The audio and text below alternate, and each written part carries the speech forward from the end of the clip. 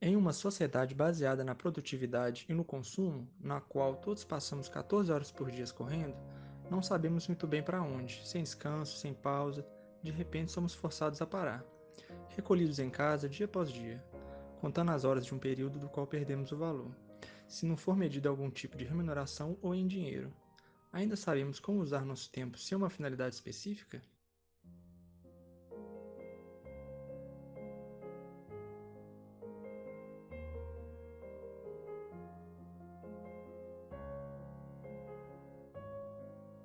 Vivemos na era das alterações climáticas, da poluição dos oceanos e ecossistemas. Apesar do alerta de especialistas e das visíveis mudanças do aquecimento global, como a morte massiva de peixes, seca e inundações, os países e empresas se recusam a abrandar o ritmo. O lucro deve ser sempre crescente.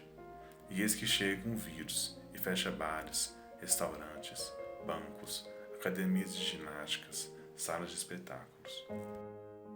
Bom, somos seres humanos, né?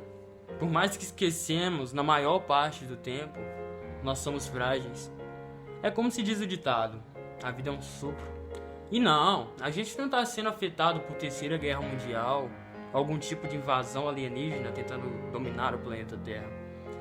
Nós estamos sendo afetados por um inimigo que mal conseguimos ver, que mal se apresentou formalmente para a gente. E ele está por aí, invisível, contaminando todo mundo e causando tanto problema.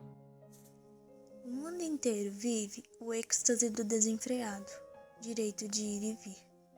Todos viajam para todas as partes do globo, cidades abarrotadas de turistas, aviões lotados, aeroportos caóticos e hotéis na sua capacidade máxima.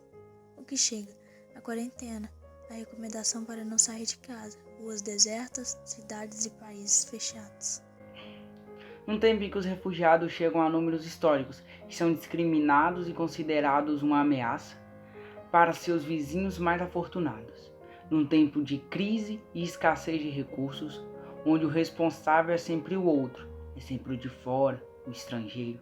Eis que chega um vírus e mostra que podemos ser nós, os discriminados e segregados. Não há mais o eu e o outro.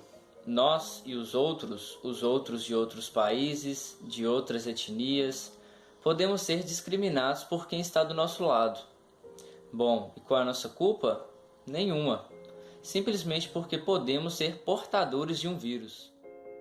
Um tempo em que corremos de um lado para o outro, onde trabalha mais para se gastar muito mais, onde o consumo é soberano e gasta-se com o que não é necessário.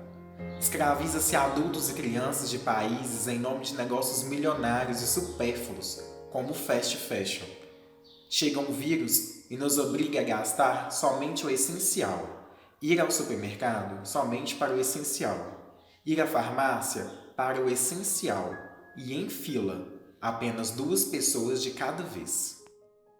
Um tempo em que deixamos de educar os filhos e os entregamos ao olhamento de visores eletrônicos e à escola, uma sociedade onde nas livrarias há títulos como Regras para Educar os Filhos e Alunos, numa clara alusão a que o professor também deve educar.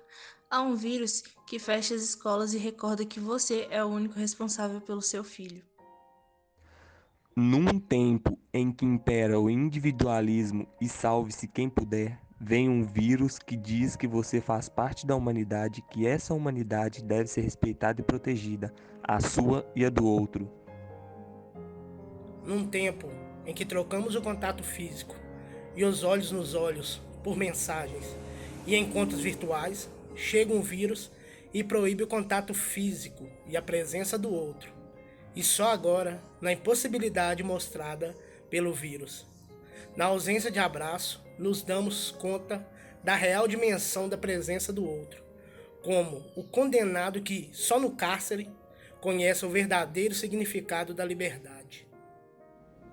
Num tempo em que a humanidade se vangloria do avanço tecnológico, de drones tripulados e de turismo à Lua, um vírus vem nos lembrar que nada verdadeiramente mudou. Continuamos à mercê de epidemias e catástrofes, tal como os homens do ano 500 a.C., do século XIV e do século XVIII. O vírus vem nos igualar e lembrar que Todos temos o mesmo corpo frágil, que dorme, que adoece e que morre. Por isto, neste momento, é muito importante enxergar além do que se vê, enxergar além de partido político, além de religião, além do próprio umbigo. Não menospreze a dor do outro, porque você não a sente. Não julgue a vida do outro, simplesmente não julguem. Com esse tempo de incerteza e suspensão de rotina, pode ser também um tempo de reflexão, um salto de consciência, uma vida com muito mais significado, com mais responsabilidade e muito mais feliz.